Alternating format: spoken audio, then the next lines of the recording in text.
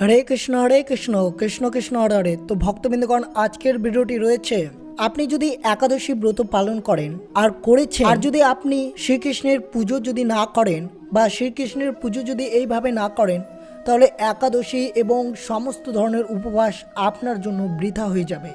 অবশ্যই ভিডিওটি আপনার জন্য অনেক গুরুত্বপূর্ণ হতে চলেছে, কারণ ভিডিওটিতে বলানো হয়েছে যে শ্রীকৃষ্ণের পুজোর সময় এই কয়েকটি নিয়ম মেনে পুজো করবেন।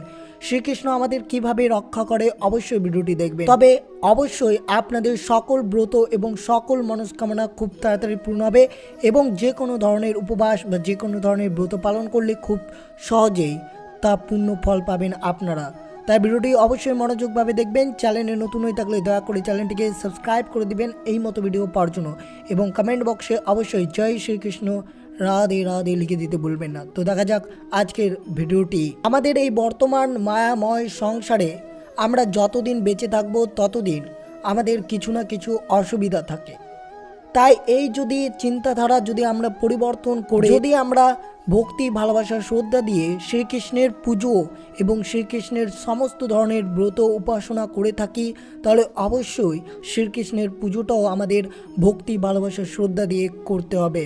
এই সংসারে মানুষের জীবনে সবসময় কিছু না কিছু চিন্তা বা দুশ্চিন্তা, আশঙ্কা, কষ্ট, দুঃখ, ভয়, রাগ, স্বপ্ন, ইচ্ছা বা অনিচ্ছা থাকে। বলতে পারেন ভগবান আমাদেরকে সংসারের এই মায়া দিয়ে ঢেকে রেখেছে। যদি আপনি শ্রীকৃষ্ণের পুজোটি মনোযোগ ভালোবাসা শ্রদ্ধা দিয়ে করেন, তাহলে সব মায়া থেকে আপনি ত্যাগ হতে পারে।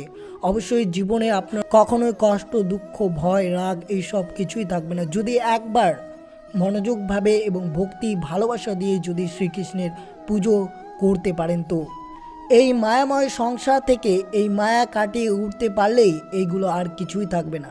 যারা বিপদে পড়ে অথবা বিপদ কাটানোর জন্য ভগবান শ্রীকৃষ্ণকে ডাকেন, তারা হলো আর্তভক্ত।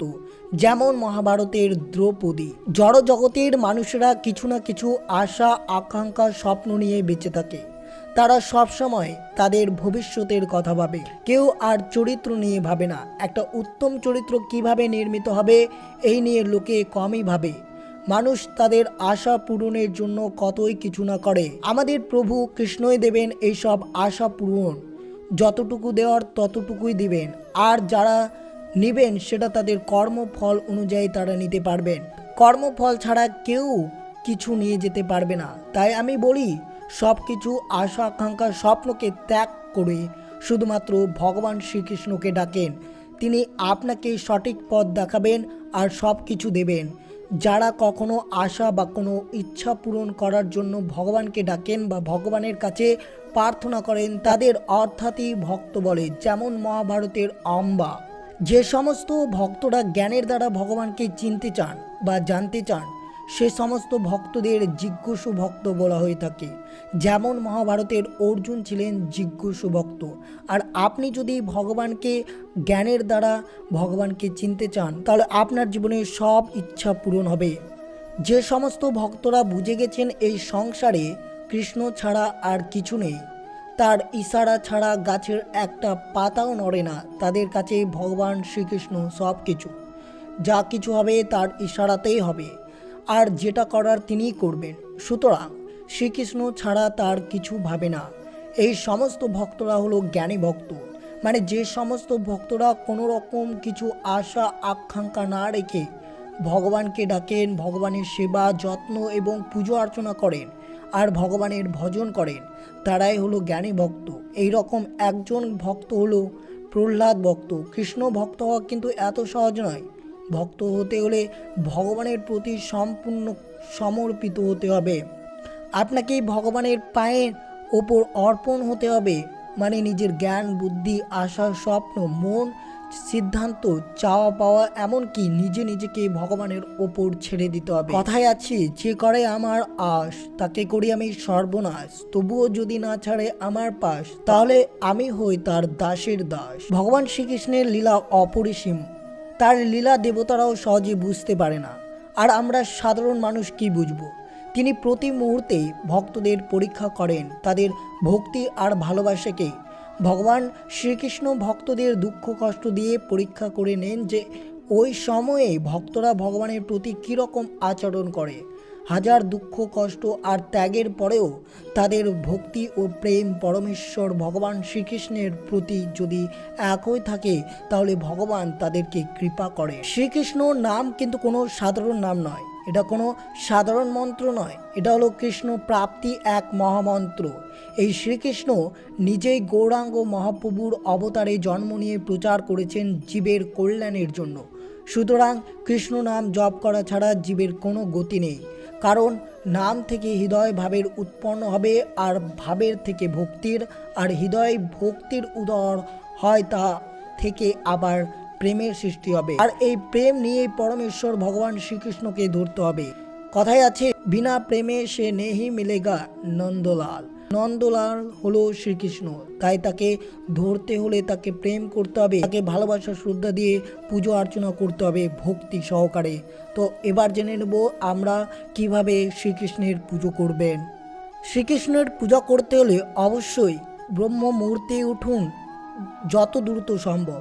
খুব ভোরে ঘুম থেকে ওঠা গুরুত্বপূর্ণ, কারণ খুব ভোরে সত্তা গুণ প্রাধান্য পায় এবং সত্তা গুণ ভক্তি করার জন্য প্রস্তাবনা। ঘুম থেকে ওঠার পর তুলসী মহারানী এবং রাধাকৃষ্ণের আহর্যের প্রার্থনা করুন।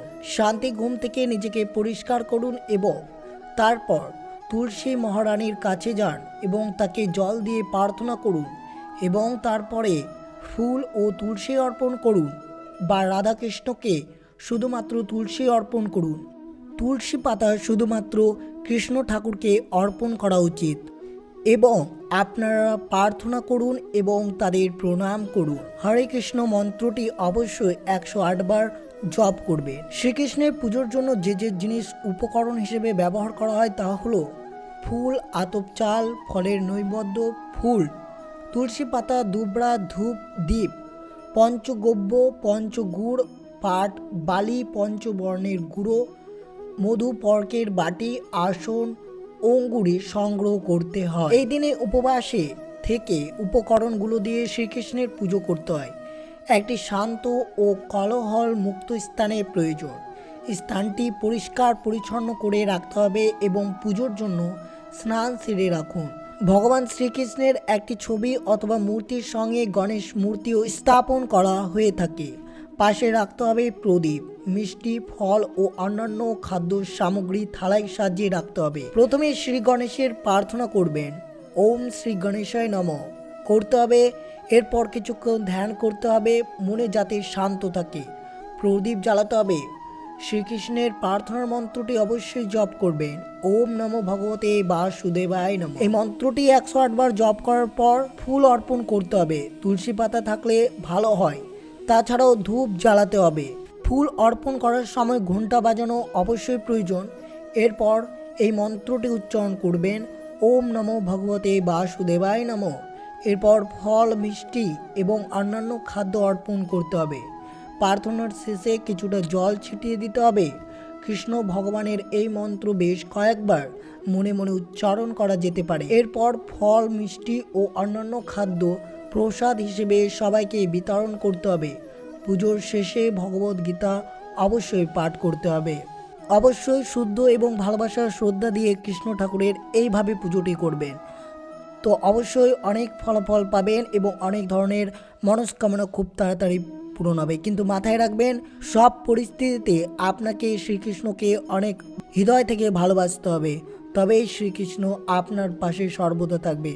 তো এই ছিল ভিডিওটি ভালো লাগলো অবশ্যই চ্যানেলটিকে সাবস্ক্রাইব করবেন, লাইক করবেন, কমেন্টে ভক্তি, ভালোবাসা, শ্রদ্ধা দিয়ে জয় শ্রীকৃষ্ণ, রাধে রাধে লিখে দিতে ভুলবেন না।